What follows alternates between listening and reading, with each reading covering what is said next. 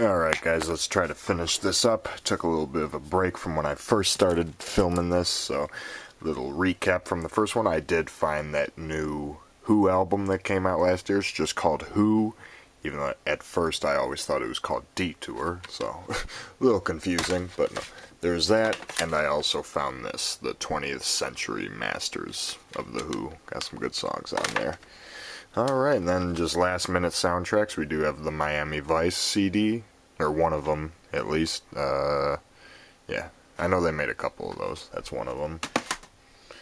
Same thing with this, The Simpsons, the Yellow Album. This one's actually pretty fun. I love the sisters are doing it for themselves. 24 Hours a Day with Apu, and 10 Commandments of Bart. Fun album. I know there's a couple different Simpsons albums. That's the only one I own. I am trying to go faster through this as well. The Essential Ozzy Osbourne. I got this when I was young just because I was obsessed with Crazy Train. So I'm not a huge Ozzy fan or anything, but I'm like, you know, I got the... Although, A Shot in the Dark isn't on there, and I'm a little upset. I always liked The Shot in the Dark. And The Best of the Human League. Also got this when I was young because I was obsessed with Don't You Want Me, but, you know, you get a good assortment of songs there in return. Okay, now let me do the Stan Bush collection, because Stan Bush, my favorite singer of all time, his albums, it's just all my favorites. You know, Stan Bush is the guy. So starting off with some bootlegs, I have 2 demo CDs that I got. These are bootlegs, so Stan Bush Demos Volume 1 with an assortment of random songs, and Demos Volume 2. Quality on those is actually pretty good too, considering, you know, demo bootlegs. So Live in Hamburg, Germany in 1987. Another bootleg, but still good quality and stuff. Good to hear a live set. Another one, Live in Los Angeles, 1988. Now this one's actually a DVD. It's got some music clips on there, as well as the BotCon 97 concert, which you see is still up there, so that's actually a DVD. And The Man, which is just kind of a... I know some of these covers are hard to see. It's just a collection of obscure, random singles and B-sides and miscellaneous soundtrack things, so that's a fun set of songs. Then getting into the albums, we have his band from the 70s called Boulder that he was a guitar player for. Self-titled debut, Rock Candy reissue of it. The Cult Classics, Stan Bush and Barrage. Got this from him directly at a convention I met him at, so that's signed. Every Beat of My Heart. Low production, it was a lower budgeted album, but you got Jonathan Cain, Jim Valance writing a bunch of the songs. The title song, Every Beat of My Heart, is one of the best. Dial 818-888-8638. Another low budget album, but it's still a fun one. Child Within, a very Midwestern flavored album. This one's more in line with Bryan Adams and John Mellencamp.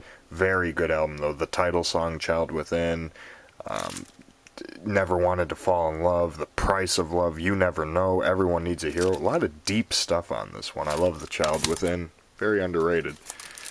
A really rare Christmas album he did, Merry Christmas and Happy New Year, which is arguably the prettiest thing Stan Bush has ever done. It's a really majestic sound. Capture the Dream, this is a best of compilation. Even though there's 2 different releases of this, both with different songs, so I need to try to get the other one at some point, because the other one's got End of the Beginning, which is exclusive. Stan Bush and Barrage Heaven, collection of unreleased harder rockin' songs from the 80s. Language of the Heart. Shine. In This Life. That was when his really big comeback started, was with that album. He's been on the track ever since with Dream the Dream. The Ultimate. It's my favorite one. And then the latest one, Change the World. See, then going down from there, we have Ted Pulley Beyond the Fade, great AOR album, and Ted Pulley Modern Art, which is very experimental and very different, but it's actually kind of a cool listen. I enjoyed that Modern Art one for what it was. It was different, definitely, but I can appreciate something different. Got all three. I still need the live DVD, but I do have all three releases by Boulevard, 1988. Second one, Boulevard Into the Street. And the latest one, Luminescence. David Forbes is a great friend of mine, so shout out to them. I don't have For the Love of Strange Medicine, but I do have solo Steve Perry Street Talk and solo Steve Perry Traces. And this is a good time to mention I've got these 4 signed CDs in these frames. So I've got Indiscreet by FM. Then I've got the booklet signed for Traces by Steve Perry. One of the best AOR albums of all time, Fortune. Got that one signed by the band. And then because it's my favorite album by him, I do have a signed copy of The Ultimate by Stan Bush in that one. Alright, now let's see if I can get these back up without blowing too much time. But yeah, Traces and Street Talk. Much softer than the Journey output, but still great listens. Steve Perry's voice still sounds pretty good. Secrets You Keep by Joe Lamont. Very underrated album from the 80s. The title song's great. Sharks is another great one that I highly recommend. Metropolis, Power of the Night. Most of you know Metropolis because of the Friday the 13th Part 8, you know, the darkest side of the night. But that whole album is great. Race by Pseudo Echo. This is an AOR album, even though they kind of started as a new wave pop band. I love their first 2 albums, too. Their new wave stuff is pretty good. Speaking of Friday the 13th, they had that song His Eyes in the 5th one. But this is a great one, you know, especially for Fooled Again, Over Tomorrow, Take on the World. You know, great time listening to Race. Power by Atlantic. Very fun, keyboard-heavy album. The New Monkees. A TV show from the 80s that no one knows even existed. I've got a bootleg set of the whole show. So it's just a crime. They never released the song A Clone of My Own. I'm still after that one. But no, the New Monkees, that's a fun 80s pop album. Mark Spyro. Some cool songs on here. Oh, Rebecca is really moody, but this album is worth it because of Winds of Change. Look up Winds of Change from that one. That's the one that makes that worthwhile. And this is that's the case that the Fortune CD was in, so that's why you don't see that. I keep it in here, though, just to keep track of the case, and so I have something to go alongside this. The long-awaited comeback album from last year, which kept the integrity of the band. Don't Say You Love Me, Shelter of the Night, Freedom Road, Little Drop of... Every song on here is fantastic. This was my number 2 album of 2019. But Fortune, you know, they're one of my favorites. I've got all 3 of the albums by Sapphire Eyes. There's the Project debut, which is actually my favorite one, because the second album, Breath of Ages, and the third album, Magic Moments, they're much more formulaic. They're fun to listen to, even if they are kind of playing it pretty safe with the songs, but Magic Dance, New Eyes. You know, I didn't like this one as much as I really should have. Because I like some of the earlier Magic Dance stuff, but I thought this album was just a little overproduced. The ballad New Eyes is cool. Please Wake Me is cool. But other than that, it's kind of an overproduced album, Magic Dance. If they do another one, hopefully it's, you know, better. Like this one, Cry. This is that band done right. I showed their EP earlier. You know, Cry, very fun, catchy band. Same with this, Moral Decay by Taste, another very poppy, very synth-heavy AOR band. The Defiance. I don't have their second album, which is funny because I like that one better. It's actually signed by Paul Lane. But no, that's still a good one. You know, Zokusho was the name of the next one. Change of Heart. This is the only album by Change of Heart I own, but how can you not love that cover? Like, seriously, that is just awesome. Escape Music was good with their surreal imagery. Ghost of Graceland by Treat. All the new Treat albums have been a blast. You know, that's the only one I own currently, but some Jim Peterick things here. We have The Day America Cried, which was a project they did after 9/11. Torch, The Music Remembers Jimmy Jameson and Fergie Fredrickson, which this is a really rare hot collector's item now, if you could find this. Why a release celebrating those two legends is so limited, you know, is beyond me. Paterick Scherer, Risk Everything, once again, signed by Mr. Peterick himself. I've seen him on multiple occasions. And then he's involved with this as well. Scherer Batten, which was a very fun album to listen to, came out a couple years ago. And the Frontiers Rock Fest, the Toby Hitchcock and Alessandro Del Vecchio and Friends live. Fun listen. I got it just because it was another limited edition type thing. Infinity Live. This is a local, like, tribute band here in the Chicagoland area. Terry Nunn in Berlin. Live concert DVD combo. Put it there. Then and Now. Compilation by Asia. Cry of Dawn featuring Goran Edman. Sadly, this one's not that great. This is another one of the ones that's really overproduced, and the songs are just too formulaic for my taste, unfortunately. One of my favorite bands of all time, Brother Fire Tribe, Sunbound, one of my favorite albums ever. Every song on here is perfect. Their new album comes out in September. I cannot wait for it. A band that I have a personal connection to because I am the social media manager for this band. So we have Find Me, Wings of Love. Find Me, Dark Angel. And Find Me, Angels in Blue, which I'm the social media manager for the band. Even got an album credit right there to prove it. Robbie LeBlanc, very close friend, amazing guy. Put those right there.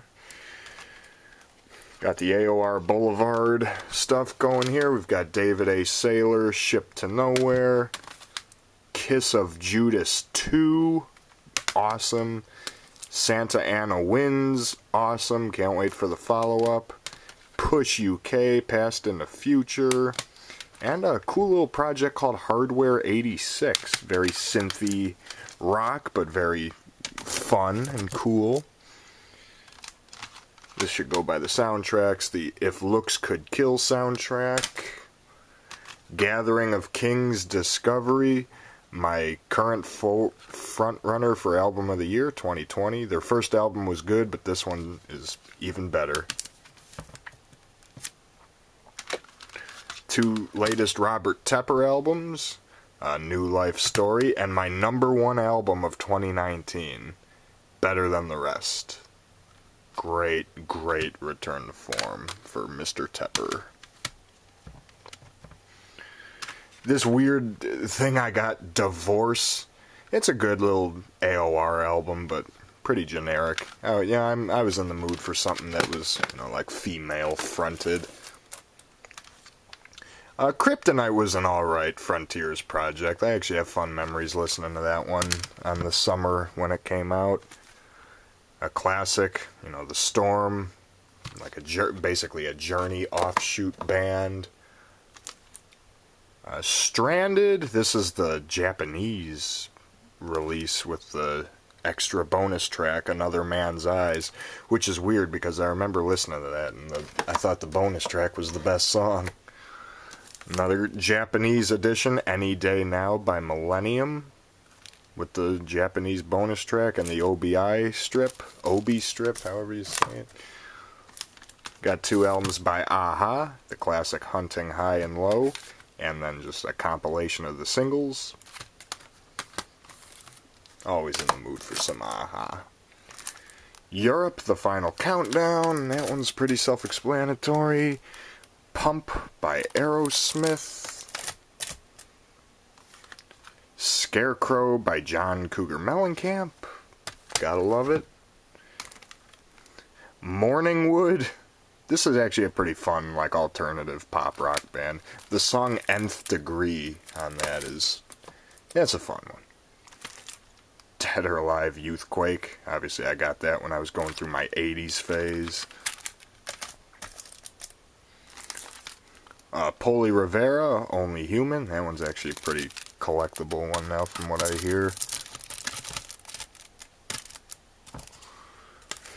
The Very Beast of Ronnie James Dio. And I'm not a metal guy or anything. This was, it was free, gift to me, so why not? It's my Blue Man Group collection. Their debut album, Audio. One of the best listening experiences you can ever have. This is one of my favorite albums ever. I'm a huge fan of Blue Man Group, and I love this album. Good follow-up, The Complex. They took the weird Blue Man Group instrumental style and made an alternative rock album with it. Again, it's very unique. It's very cool. It's like a concept album. Really like it. 2016, they came back with 3, which I also have on vinyl. Fan compilation. This is a weird one. This is a website that used to be around, bluemanlibrary.com, and these are all fan submissions and fan songs of the Blue Man fan community, which is really cool. The I Feel Love single by Venus Hum and Blue Man Group from the album The Complex with a bunch of remixes. CD single of Sing Along with them and Dave Matthews. Canta Conmigo, which is a remix of one of their songs in Spanish. And then probably the rarest thing I have are these 2 demo CDs. I guess Blue Man Group recorded demos to score the movie The Grinch that Ron Howard directed. So this is Blue Man Group demo compositions for The Grinch. I really like that picture. And Blue Man Group demo compositions for The Grinch Volume 2. I've never seen these pop up before or since I got them, so that's, rare. Who I Am by Gary Wright. One of the most underrated albums of the 80s. Love it. It's worth it alone for the title track and Blind Alley. Mark Free, Long Way From Love. One of the greatest AOR albums of all time. Hideaway, another very strong album from last year. Great, straightforward AOR. Love the cover. Kim Wilde's new album, Here Come the Aliens. Very fun. Dion Bayman, Better Days. An album that was completely recorded. All instruments, all vocals, all mixing, all mastering. Just by one person, Dion Bayman. This right here is talent, ladies and gentlemen. It's worth it alone for the song Ready for the Real Thing. Dare, Out of the Silence, one of the other best albums of the 1980s. And their 2016 album, Sacred Ground, which is fantastic.